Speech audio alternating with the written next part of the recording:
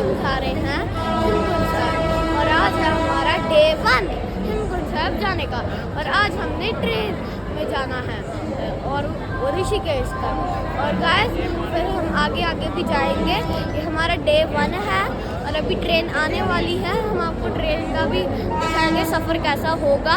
हम पहले थोड़ा रात का दिखाएंगे, फिर अगले दिन डे 2 पर हम दिखाएंगे जब हम निकलने हम ऋषिकेश आ जाएगा सुबह, तब हम आपको वीडियो दिखा देंगे थोड़ी सी। तो अभी आपको दिखाते हैं ट्रेन आती है।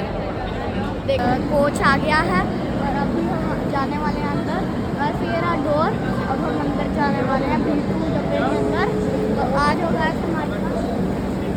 गाइस अब हम पहुंच गए हैं ट्रेन में और गाइस अभी हम बैठे हैं और गाइस अभी ट्रेन निकलने वाली है।